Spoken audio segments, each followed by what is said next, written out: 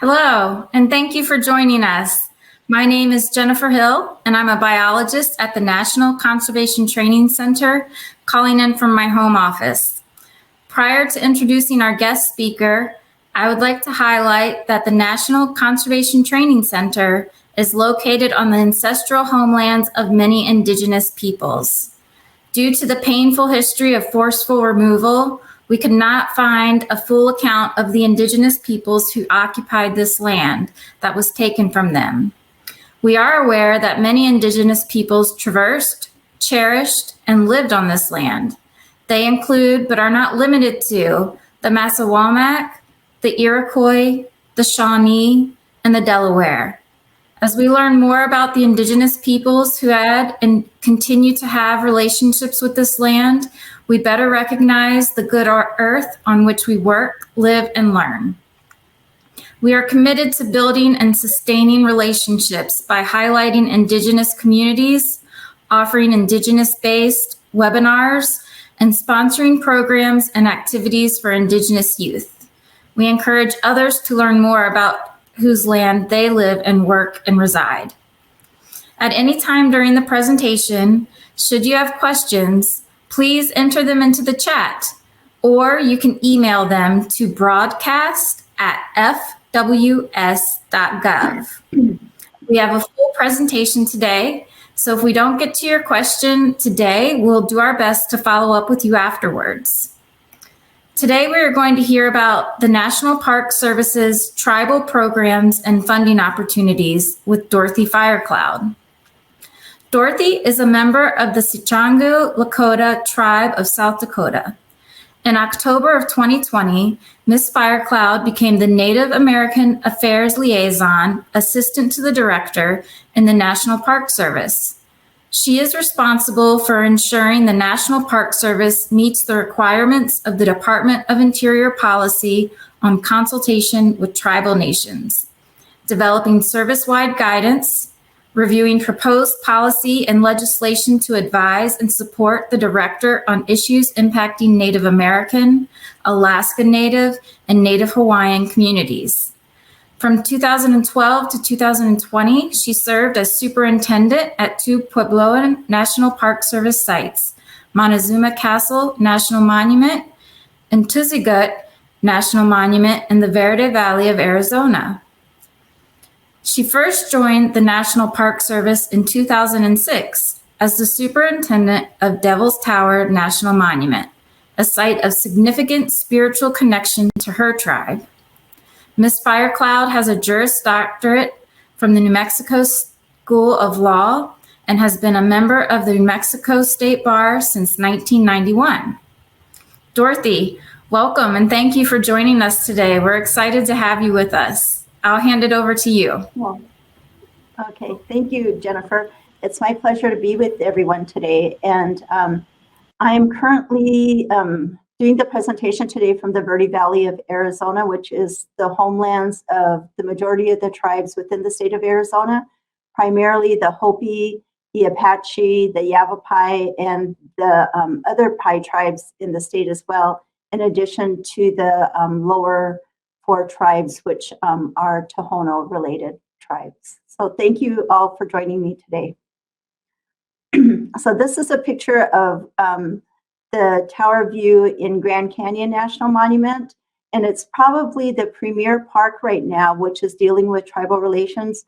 And this part of the park is actually going to be turned into an area that's completely working with tribal people. It's going to have tribal park rangers, they'll have tribal vendors, they'll have tribal demonstrators. The park is currently working with a group out of Flagstaff, which is a Native American Consortium that will be also running the museum and the bookstore about 3 miles up the road at what is known as the Tucson Ruins. And so, and the name of that area is going to be changed as well as part of the renovation that the canyon is doing. So next slide, please. I thought about going in and doing a little bit of the history of my office.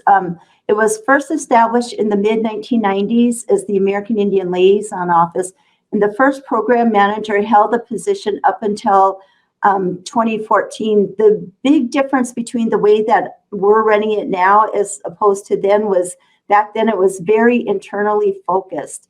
It didn't reach out to a lot of the tribal employees, where I'm trying to make it very inclusive and to include as many tribal NPS employees as possible in the decisions that are being made about working with tribes. And when it was first established, it reported directly to the director. In 2012, our director Jarvis at that time had it moved so it reported to the assistant director for cultural resources. And unfortunately, the program manager passed away in 2014. And at that time, because it was reporting to the assistant director for cultural resources, it became a collateral duty of the Tribal Relations and American Cultural Program Manager, Joe Watkins, who is a member of the Cherokee Nation. And a couple years after that, Joe retired. And so we had Reed Robinson and Jennifer Talkin Spalding, who were acting in the position until I was hired. And David Vela and Danny Smith, who were both acting as the NPS director during the Trump administration, had gotten together and decided that it was a program that was really vitally needed within the Park Service. And so what they did was they restructured the entire program. They looked at ways to make it better. They made it where the position reports directly to the as an assistant to the NPS director again, and changed the name to be the Office of Native American Affairs. And so I report directly to our new NPS director, Charles Sams, who goes by Chuck. And it's really an honor for me to be in this position and working with our first Native American NPS director. So one of the things we looked at first is budget and staffing. And so what we had done was to submit a budget in order to get it back up to the program that it was when it was first made. So we're going to be hiring 4 FTEs. So we'll have 2 tribal liaison specialists, a policy analyst, and an administrative assistant, as well as having 2 interns working there throughout, throughout whatever time that they're able to as interns. We've also made it like one of our policies to have the regional liaisons be working with my office as a team. Right now, we're waiting for the budget to get passed by Congress. And as soon as that happens, then we'll have the funding where we'll be able to hire additional staff. So next screen, please. One of the very first things that we did was I had pulled a team of people together and we developed a work plan. And so this is kind of some of the things that we worked on this past year, and we're going to be getting ready to get together again and update it because there's a lot of things that have changed, and I'll kind of go into a little bit of that after. But one of the first things that we worked on this past year was to develop guidance for implementation of the Indian Youth Service Corps, which gives us and other federal agencies direct hire authority for Indigenous youth. And so what we did was we had our we had our office, not our office, but the youth office within the National Park Service write guidance for the Indian Youth Service Corps, and that went through solicitor review. And then we held tribal consultations a while back, and then took those comments that we received during consultation, and now we're in the final stages of writing the new and final guidance for implementation. And the other thing that we've been working on, and I think a lot of other of the federal agencies, is the commemoration of the 250th for the signing of the Declaration of Independence. And as you know, this one is going to be a really hard story for Native people to tell, but we want to make sure that we're telling the stories that tribal people want us to tell. And so we're working hard to make sure that we're inclusive of those stories. And so be looking forward to that. And if you have any questions about that, please give me a call. Another thing that we're really trying to incorporate more into the National Park Service is development of self-governance agreements. We currently have 4, and I'll talk about those a little bit later. But one of the things that we found is that the vast majority of our superintendents have no idea how to use self-governance in order to do annual funding agreements with tribes and what all can be included in that. Every year in approximately February, we have published in the Federal Register a non-BIA DOI bureaus and which part of their programs tribes can actually work with as far as doing the annual funding agreements for. Another thing that we're working on when it comes to self-governance agreements is that Scott Aiken, who is the U.S. Fish and Wildlife Service Tribal Liaison, and myself are both on the Negotiated Rulemaking Committee for the Progress Act. And what that does is it's going to provide amendments to the Self-Governance Act itself and make it much easier and give us new guidance as how to develop our annual funding agreements.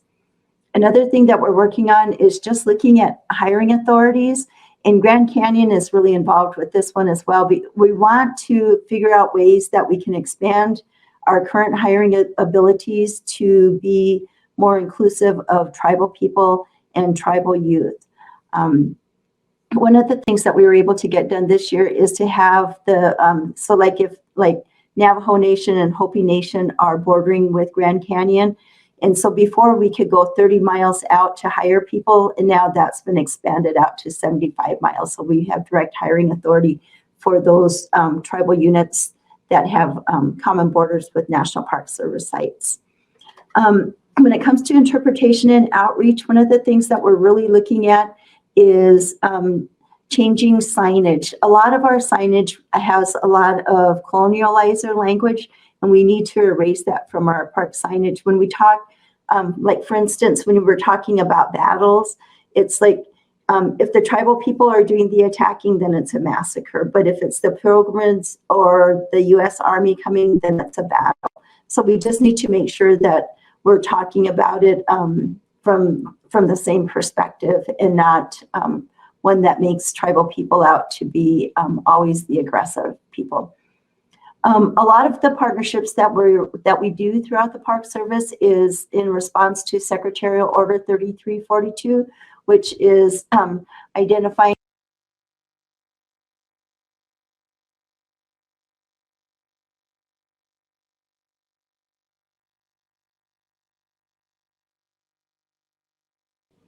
okay, all right, sorry, I don't know what my computer's acting up. So, okay, so next screen. Okay, so one of the things that we did identify, and even though we identified it and it ended up getting done, it wasn't because of our office, it was actually because of what tribal people had said. As soon as President Biden got in on January 26th, he issued a presidential memorandum on tribal consultation. And part of that also talked about doing tribal consultation with Native Hawaiian and other organizations. And so although we had identified it in our work plan, after we held those listening sessions in March, then we were at the present time working as a DOI work group to finalize the DOI consultation based on the amendments that were recommended by tribal people. And one of the things that we're doing are 2 addendums to the DOI tribal consultation policy. And one of them will be on how to do tribal consultation with Native Hawaiian organizations. And the second addendum will be tribal consultation and how to do that with Alaska Native corporations. Another thing that we're looking at is sacred sites policy and guidance. And we had developed actual guidance for the National Park Service within the Intermountain region a number of years ago. However, the guidance wasn't implemented. They had sent it to their Washington office back, oh gosh, that must have been about 2016, I think. And at that time, it was kind of shelved. And so what we're going to do is to take that and get another work group together and update it so that the National Park Service has a sacred sites policy that's specific to its sites. The former tribal liaison had developed this really great training on federal Indian law that had Charles Wilkinson as the instructor, and they had developed this tribal source book. And one of the things that we want to do is to go back and update that because of all the really great information that it had. and have that as a source book that superintendents and other people in the field can use when they're working with tribes. We've developed a tribal legal and cultural training more on tribal consultation, and we had almost finalized it right when COVID hit. And so it was kind of sitting on the shelf, and we've gotten together the last few months to get that finalized. And I was talking to Jennifer about this next one with contracting, because I've never had to do contracting before. As superintendent, you have staffing that does that. And so I'm learning a lot of things about what the staff used to do. One of the things that we're trying to do, that we tried to do last year and we weren't able to do it, and that we're getting through this year, is to give funding from the National Park Service to the Youth Congress that Jennifer and her staff runs. It's a really good group of people, as well as what they're doing. And the Park Service has been a cooperating agency when it comes to that. So we're hoping to be able to get funding to that this year. So next slide, please. Okay, as I talked about earlier, one of the first things that President Biden did was the Presidential Memorandum on Tribal Consultations. And one of my biggest duties in this position is to be the National Park Service Tribal Consultation Officer. And as many of you know, the report is due to the Secretary of the Interior at the end of every year with what federal agencies are doing when it comes to consultation.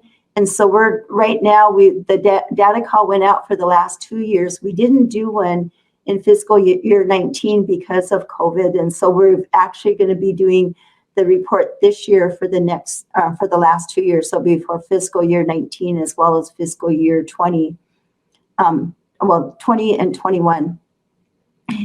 So hopefully we'll be getting that out soon. And one of the things that we include in there is there's also a report that's due annually from the Secretarial Order 3342 on partnerships. And so all of the partnerships that we have within the Park Service when it comes to working with Indian tribes is included at the end of that. And the last report that we did had almost 80 different agreements that were being worked on.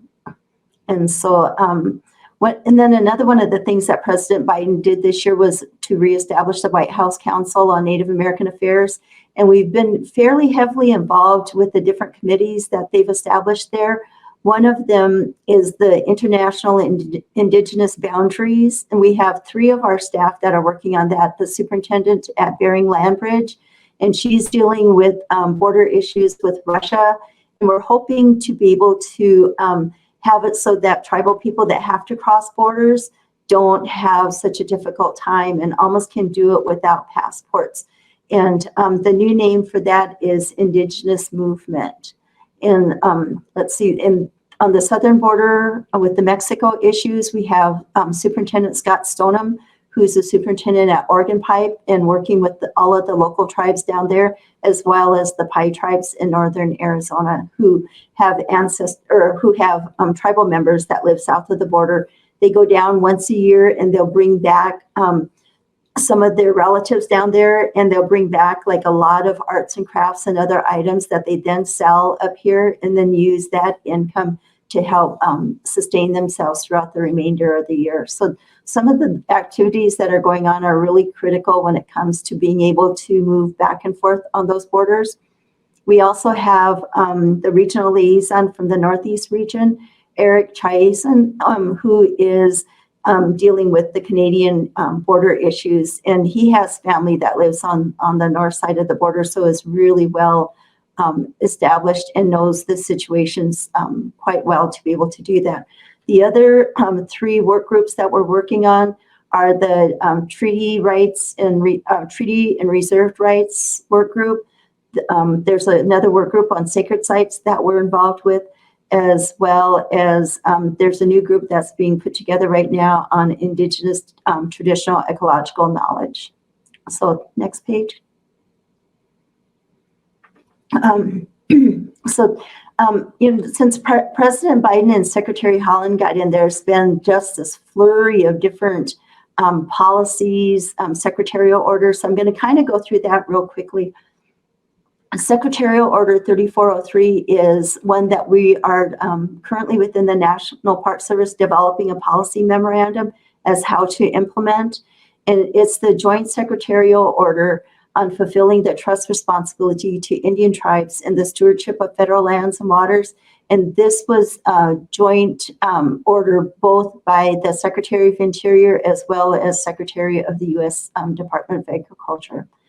And as I said, and then another thing that had been done for the White House, but it's through the Office of Science and Technology Policy, was their Indigenous Traditional Ecological Knowledge and Federal Decision-Making, which we're also taking a look at as how to incorporate more traditional knowledge within the work that we do.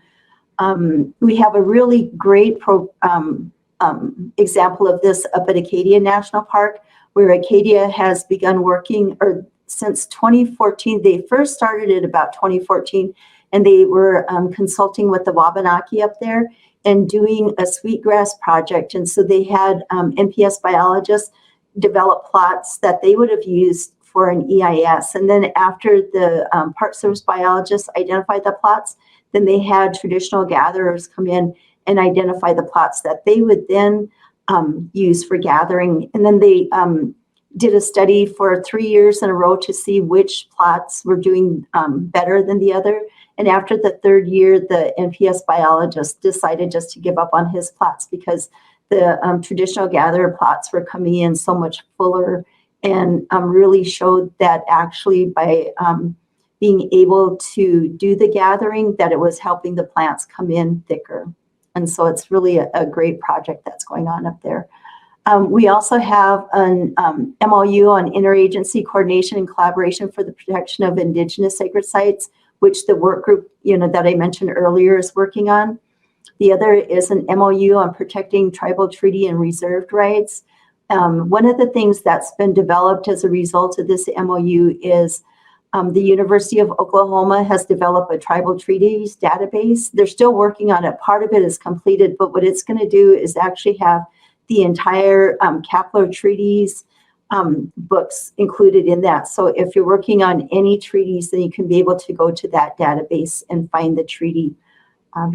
All right, next page, please.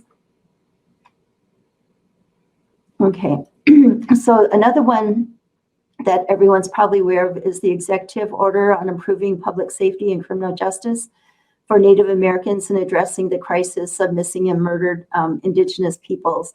And we're not like heavily involved in this. However, in the future, we will be ensuring that we're having our law enforcement officers trained, as well as a lot of the park rangers that are working the gates so that they're able to identify situations that could possibly be involved with kidnapping and different things like that, that go on more than I think what people realize when it comes to National Park Service sites.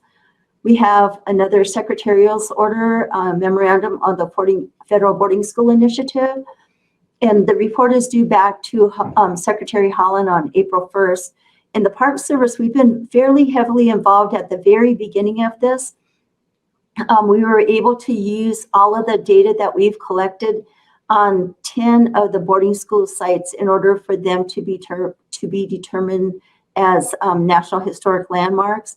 And so we were able to then turn all of that information over to the boarding school work group to use for the report that's being sent to Secretary Holland here within the next month.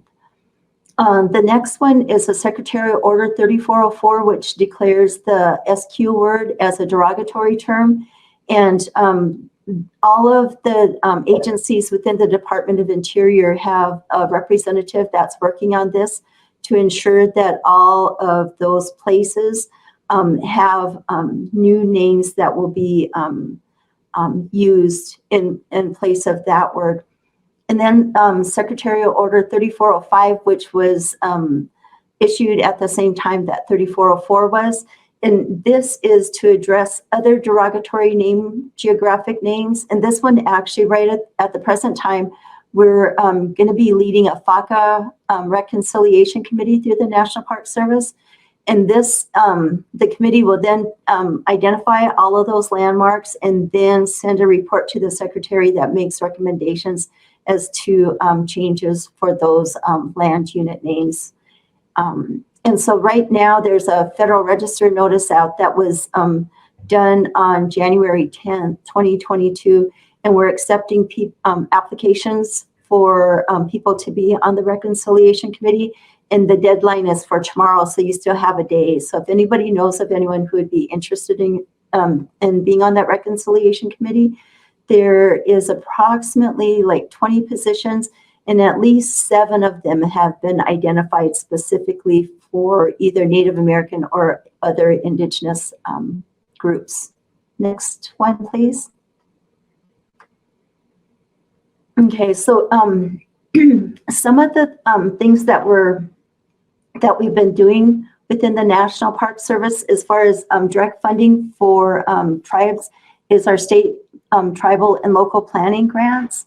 And what these are more specific to our Historic Preservation Fund, and they support the work of the THPOs, which are the Tribal Historic Preservation Offices, through both competitive and non-competitive grant programs. And currently, we have a little over 200 THPOs. We have another 7 that are in the works, and we're hoping that those will all be approved and have gone through the process and have the director sign off on establishment of those tribal historic preservation offices by the end of the year. And this year, again, there's so many programs that are waiting for Congress to pass the budget this year. And, like I said, for my staff in our program, we're, waiting for that budget. But then another one is for the tribal historic preservation offices. And so the National Park Service had requested an additional $10 million this year to fund those offices.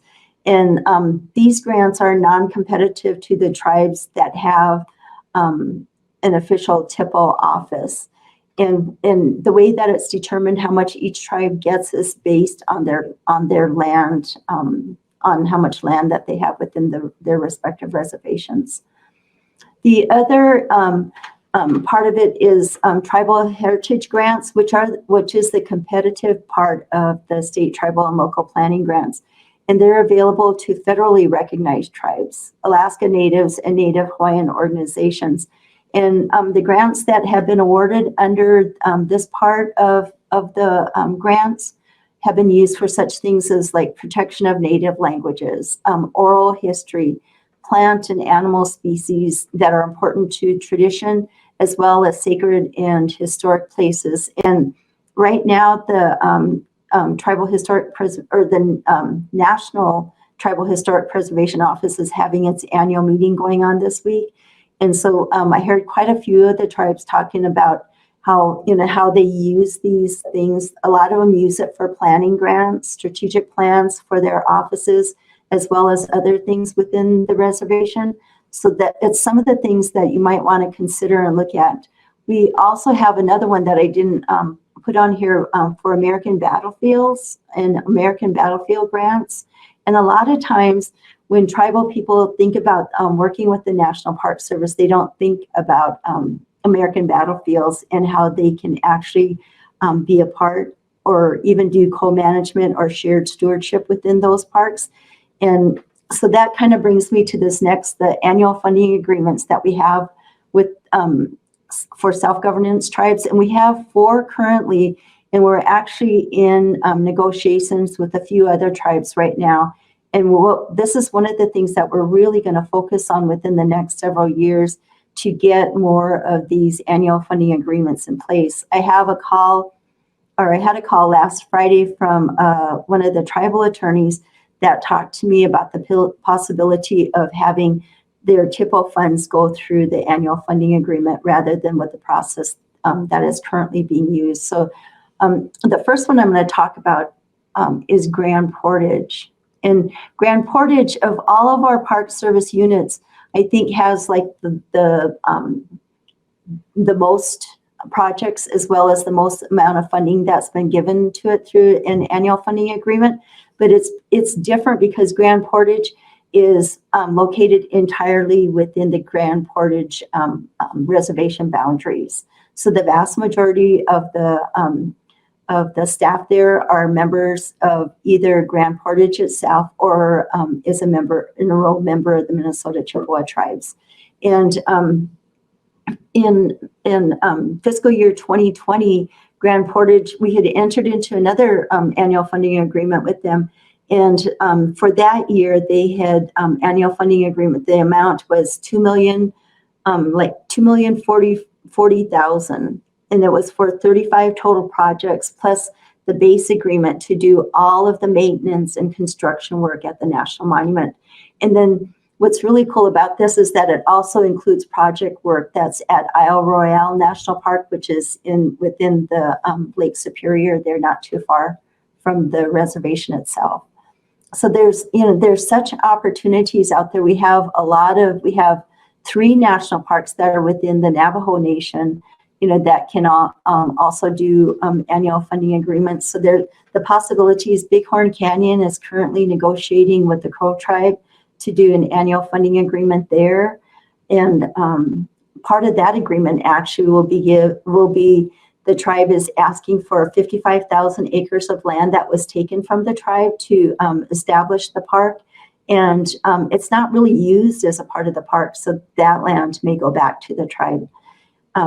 And I was talking about, like with battlefields and the fact that people, especially tribal people, don't think about what they can do when it comes to battlefields.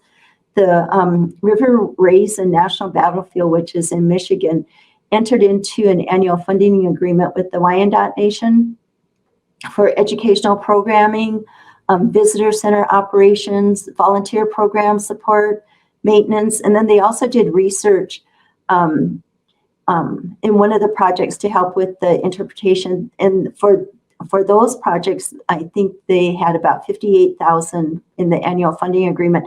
And then they did an addendum to that for an additional 50,000, which was awarded to expand their youth fishing and educational programs, where they would bring tribal youth into the park to do a lot of fishing and other kinds of projects which the people could participate in. And then they did a second addendum, which was for $85,000, and that was provided to complete a special history study for 78 federally recognized tribal nations and their connections to the battlefield, as well as the history of the aftermath of the battle that went on there.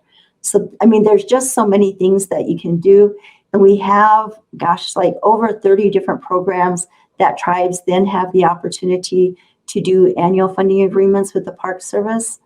The one that I think is really, really cool is one with the Redwood National Park.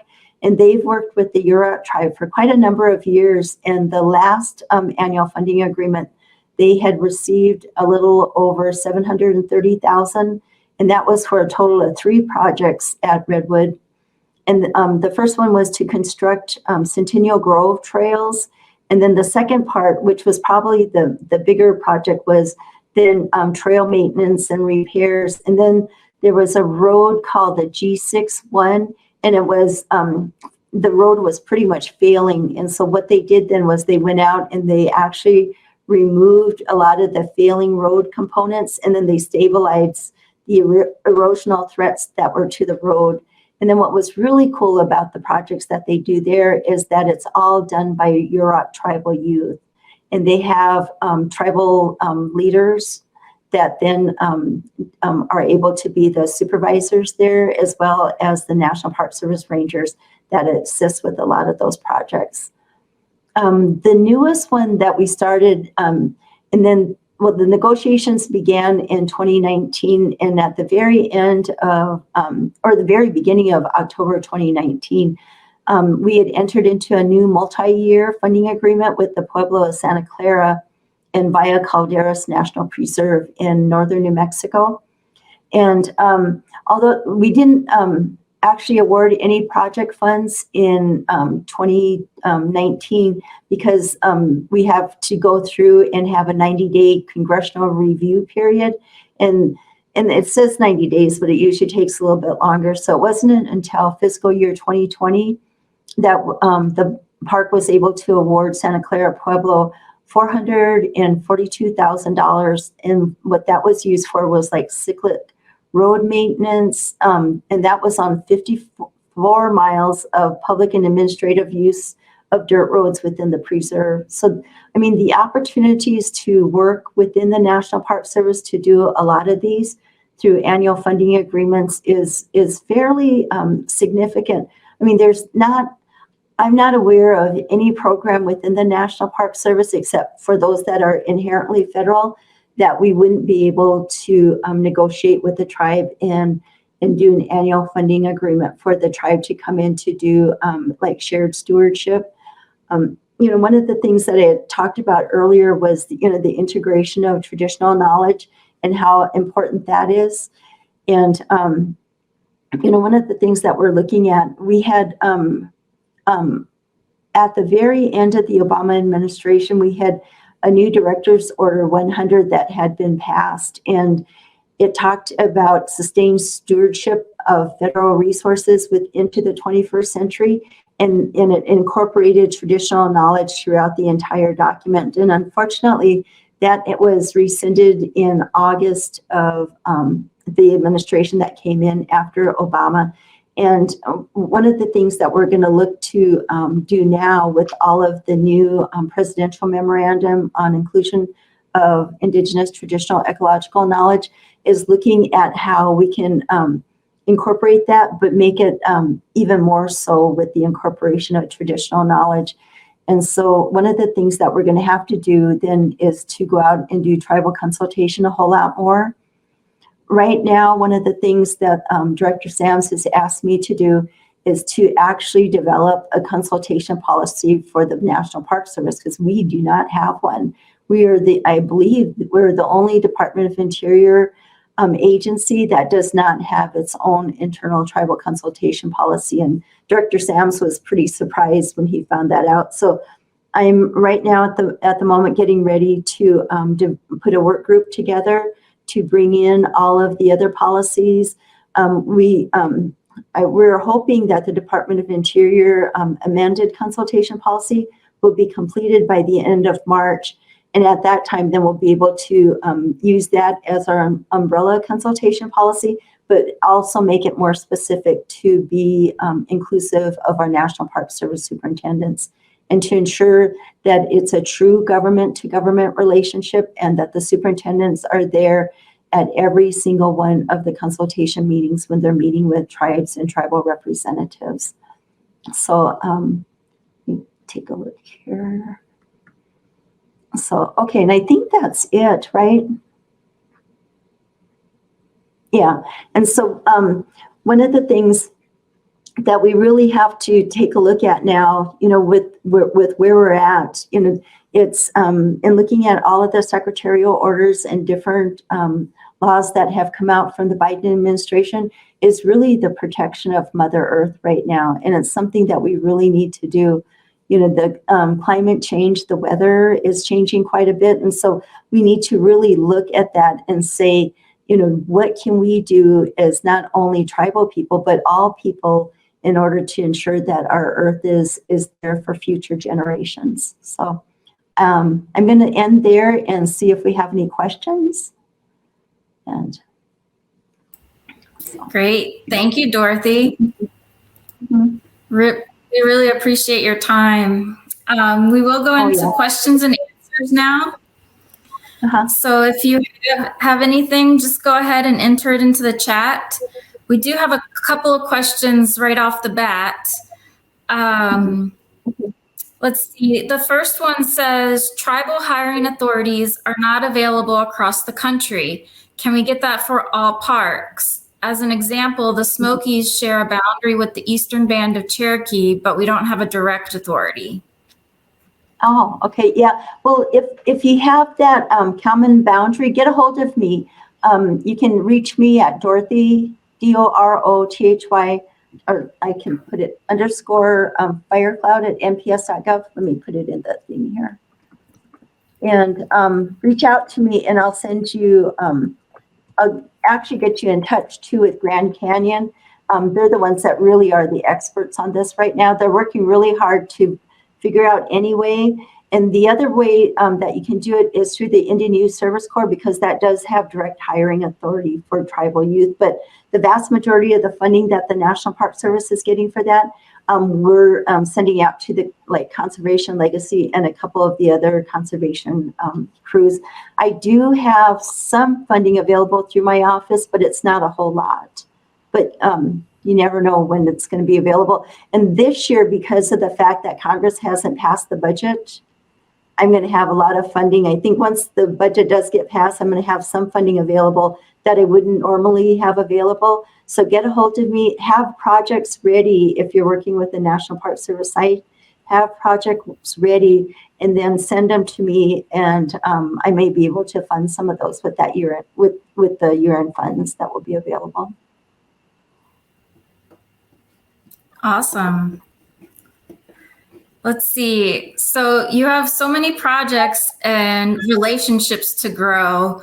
What's the most challenging aspect of your current position? Not having staff.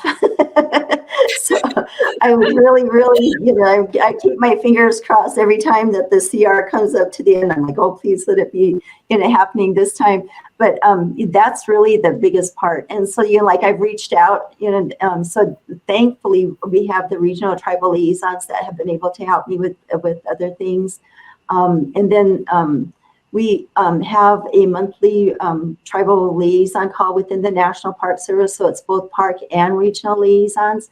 And I'll let them know at times if I need assistance with something. And people are always willing to step up and help.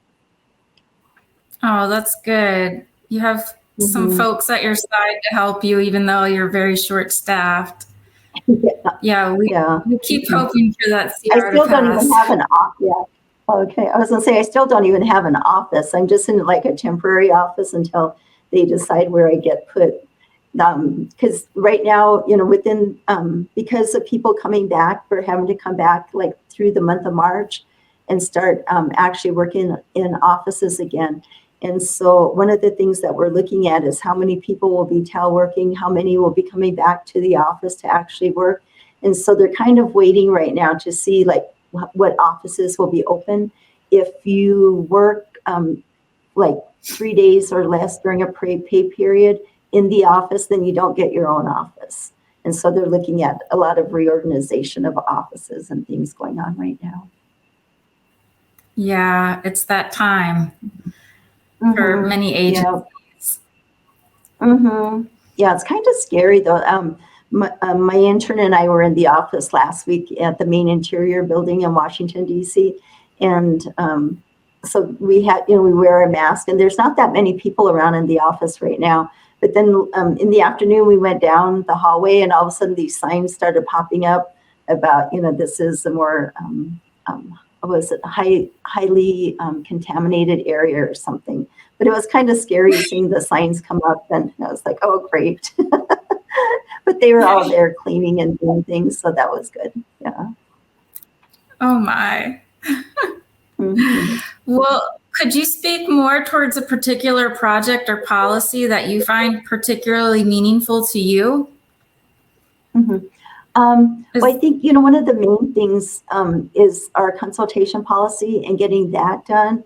And I think we're going to, the director wants to have us put the policy together, have it go out for tribal consultation with the tribes, as well as doing some internal reviews, and have it signed off and completed by the end of the fiscal year. So I think when, I've talked to other people within the agency, and I think, so many people have had a lot of experiences. And then we just had the big listening sessions in March as a result of President Biden's memorandum. And so we'll be able to go back and take a look at a lot of what the comments were then, and then use that to do the initial draft. So I think by the time we get our initial draft done and get it out for tribal consultation, that we won't have as many comments coming back, because a lot of that was covered this past March. And we'll take a look at what tribal people were saying then, because that one really focused on exactly how to do consultation in a really good way. And then, and there's just so much that's out there, and we haven't had anybody in the position for a long time. And we had a plant gathering rule that was passed in 2016, and I'm really hoping that we're going to be able to revise that as well. It's been something that we found to be really hard to implement, both internally as well as externally. It calls for an EIS to be completed, and our Park Service rangers are really, working hard already and don't have time to do an EIS. And then it's asking for information from the tribes that some of the tribes aren't wanting to provide. It's asking for like a list of names of tribal people and their IDs. And Hopi has come to us and said that, a few of their societies are secretive, and they don't feel comfortable in providing that information to us when tribal members don't even know, who are on those different societies. So, so that's another thing that I'm really hoping that we'll be able to do major revisions on within the next couple of years. That's interesting. How would you suggest viewers, what's the best place for them to go to learn more about the programs and the policies that you've talked about today? Is there a specific website, or should they just Google the policies? Well, you can actually write to me and ask me, and I have it all in one document. I put it together for our national, we have what's is new superintendent's training. And I did a presentation like I'm doing today to them about what all was going on. So I actually put all of the documents together in one format, and I think the links are on there. I don't know if they work all the time, but at least it has it all there, and then you can figure out where the links are and stuff. So yeah, so if anybody wants that with all of this on there, go ahead and write to me and I can send that to you. Yeah, okay. The newest one that we're working on within the Park Service is the one on derogatory names, and that one's going to go on for a number of years. And so we're really hoping to get as many people applying to be on that reconciliation committee. And like I said, the date to apply is tomorrow. So if anybody's interested, to get their applications in. And if you go to the Federal Register notice that was published on January 10th, it gives you all the information there about who to apply to and what all you need to send in. Okay. Thank you. Mm-hmm. I think that's all of our questions so far. Mm-hmm. So I really want to thank you, Dorothy. I know you're so busy and it's hard to keep up with everything. So I really appreciate your time spending it with us and talking about the programs, the funding opportunities. I'm going to encourage all the viewers to please join us for our next Indigenous Connection broadcast. It's called Merging Traditional Knowledge with Western Science. And James Rattling Leaf will be the presenter. That will be on Wednesday, March 16th at 3 p.m. Also, as a reminder, each broadcast is recorded and available on NCTC's website for viewing. If you wish to learn more about future broadcasts or be added to the listserv, simply email jennifer_hill@fws.gov, and I'll add you to that or provide you with any information. So thanks everybody for joining us today, and we'll look forward to seeing you in March.